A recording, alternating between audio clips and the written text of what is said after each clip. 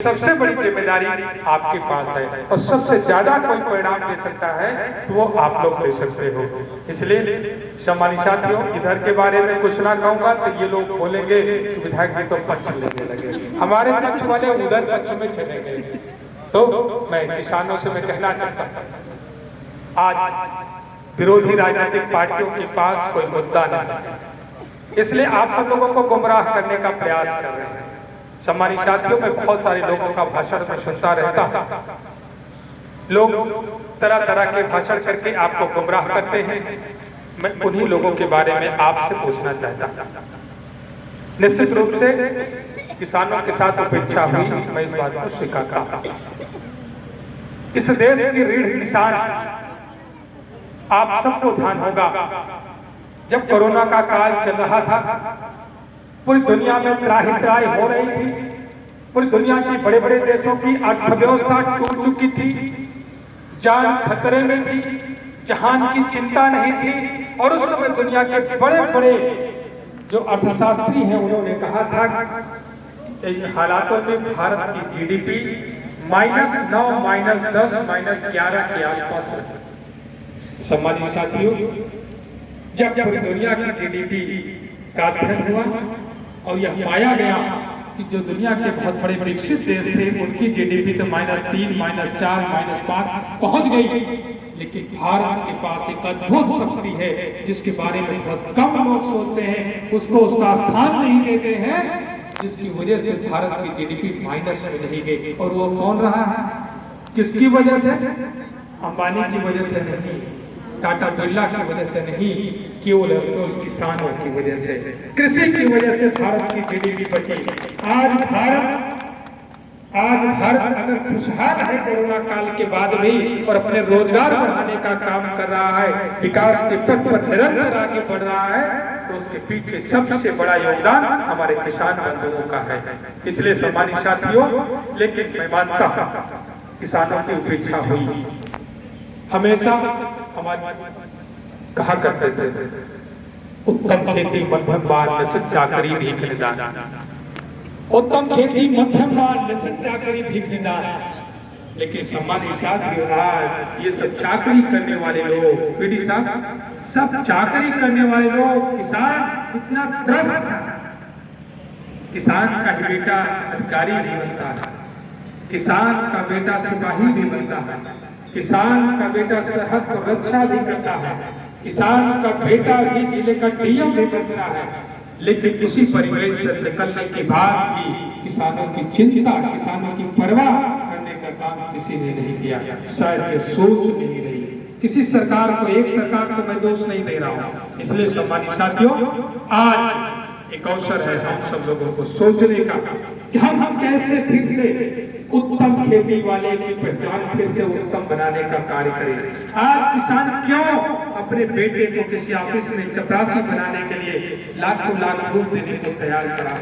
क्यों? इस व्यवस्था के खिलाफ सोचने की जरूरत है। ऐसी परिस्थिति क्यों आई? यह परिदृश्य क्यों बना? यह आईना सामने क्यों आया? अभी थोड़े दिन पहले एक कार्यक्रम में था जहाँ 3 प्रदेशों के आईएएस और सांसद और विधायक गए। एक सांसद जी ने एक सिफारिश की थी, उसका खुलासा एक आईएएस के द्वारा सामने मंच पर किया गया और उन्होंने बताया कि पूर्वांचल के एक बहुत बड़े परिवार के सांसद के थे, उनके परिवार के उनके चाचा लगते थे और उन्होंने पीसीएस क्वालिफाई किया था, लेकिन परिवार के लोगों ने उनको नौकरी नहीं करने दी। आज के लगभग 40 साल पहले की बात है। परिवार के लोगों ने उनको नौकरी नहीं करने दी और नौकरी उन्होंने छोड़ दी और आज की तारीख में वो खुद अपने बेटे को क्लास 3 की नौकरी लगाने के लिए दर-दर भटक रहे हैं। उन्होंने उस समय परिवार के लोगों ने कहा था कि इनके पास तो 14 जोड़े हल चल रहे हैं और ये नौकरी करने के लिए जाएंगे। उस समय का परिदृश्य था, उस समय का यह आईना था। लेकिन आज की तारीख में बड़ा से बड़ा किसान अपने बेटे को छोटी से छोटी नौकरी लगाने के लिए कुछ भी करने को तैयार है। हमें इस तस्वीर को बदलने की जिम्मेदारी उठानी होगी। सरकार निश्चित रूप से आपके साथ है, सरकार आपको सहयोग कर रही है। आज किसान आत्महत्या करने को मजबूर नहीं है, लेकिन किसान को समृद्ध होना होगा, सरकार ने बड़े पैमाने पर आपके काम किए और कुछ ऐसे काम जिसके लिए मैं आदरणीय योगी आदित्यनाथ जी को बहुत बहुत धन्यवाद देना चाहूंगा, क्योंकि हम सब लोगों को याद है जब 2017 का विधानसभा का आम चुनाव हो रहा था, उस समय हम लोगों से पार्टी के नेताओं ने चर्चा करी थी। हम लोगों ने सबसे पहले यही कहा था कि सबसे पहले हमें किसानों के बारे में सोचना है, और हमने अपने संकल्प पत्र में कहा था कि हमारी सरकार बनने के बाद हम सब लोग किसानों के कर्जे को माफ करने का काम करेंगे। धन्यवाद इसलिए मैं दे रहा हूं कि पहले कैबिनेट की जब बैठक हुई 2017 में, जब आप सब लोगों के सौजन्य से, आप सब लोगों के आशीर्वाद से प्रचंड बहुमत की सरकार बनी, उस समय आदरणीय योगी आदित्यनाथ जी ने पहले कैबिनेट में निर्णय लिया कि उत्तर प्रदेश के ऐसे किसान जो लघु और सीमांत की श्रेणी में आते हैं, जिन्होंने 1 लाख रुपए की सीमा तक का कर्जा लिया है, ऐसे किसानों का कर्जा माफ करने का ऐलान किया गया। और ऐलान ही नहीं, हम सब लोग साक्षी हैं कि जिला मुख्यालयों से लेकर के तहसील मुख्यालय से लेकर के विकास खंड मुख्यालय तक कार्यक्रम लगा करके ऐसे लघु और सीमांत किसान जिन्होंने कर्जा लिया था, उनका ऋण मोचन प्रमाण पत्र उनके घर भिजवाने का काम किया गया।